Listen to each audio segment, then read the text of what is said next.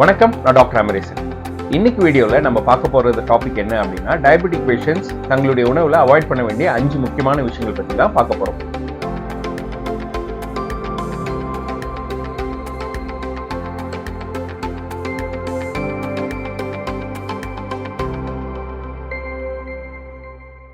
வணக்கம், நான் doctor Amaresan.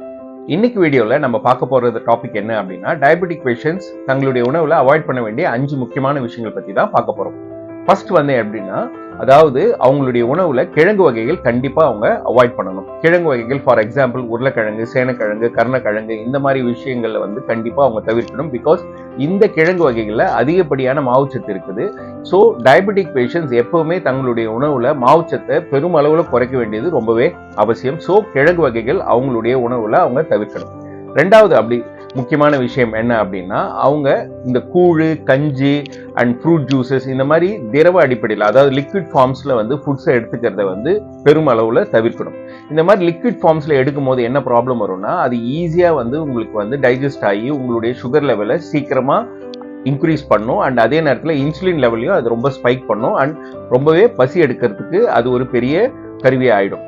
So அதனால லிக்விட் ஃபார்ம்ஸ்ல இந்த ஃபுட்ஸை எடுக்கிறது முற்றிலும் தவிர்க்கணும். இந்த கூழு, கஞ்சி அண்ட் ஃப்ரூட் ஜூசஸ் இந்த மாதிரி விஷயங்கள். ஏன்னா இந்த மாதிரி எடுக்கும் போது அதுல இருக்கிற இந்த உணவுப் பொருள்ல இருக்கிற எல்லா மாவுச்சத்தும் இந்த லிக்விட் ஃபார்ம்ல நம்ம பண்ணும் போது கண்டிப்பா அந்த ஃபைபர் எல்லாமே போயிடுறதுனால நமக்கு பாத்தீங்கன்னா சுகர் லெவலை பயங்கரமா ஸ்பைக் பண்ணும். ஸோ இந்த கேழ்வரகு கஞ்சி, கேழ்வரகு கூழு, இந்த மாதிரி ஃப்ரூட் ஜூசஸ் இதெல்லாம் முற்றிலும் அவங்க உணவுல தவிர்க்கணும். அண்ட் மூணாவது பாத்தீங்கன்னா, அவங்க சுகர்ஸ், அதாவது நிறைய பேர் என்ன நினைச்சிட்டு இருக்காங்கன்னா, வெள்ளை சக்கரை தான் பிரச்சனை, நாட்டு சக்கரை எல்லாம் ரொம்ப நல்லதுன்னு நினைச்சிட்டு இருக்காங்க. அப்படி எதுவுமே கிடையாது. வெள்ளை சக்கரை, நாட்டு சக்கரை, கருப்பட்டி வெல்லம் அண்ட் தேன் இது எல்லாமே ஒரே கேட்டகரிஸ் தான். இது எல்லாமே பாத்தீங்கன்னா உங்க உடம்புல சர்க்கரையோட அளவை பெரும் அளவுல கூட்டும். ஸோ அவங்க டீ, காஃபில இந்த ஒயிட் சுகரும் போடக்கூடாது, நாட்டு சக்கரை, அப்புறம் பனவெல்லம், தேன் இது எதுவுமே அவங்க எடுத்துக்கவே கூடாது.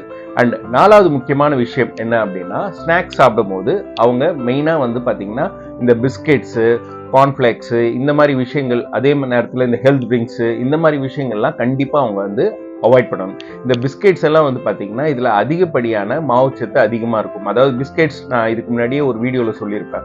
அதாவது இந்த பிஸ்கெட்ஸ்ல என்ன இருக்கும்னா, மைதா, டால்டா, சுகர் இதுதான் இருக்கும். ஸோ அதே நேரத்தில் இந்த கார்ன்ஃபிளேக்ஸ் இதுல எல்லாம் நிறைய விதமான ஆர்டிஃபிஷியல் சுகர்ஸ் நிறைய இருக்கும், ஹிடன் சுகர்ஸ் நிறைய இருக்கும்.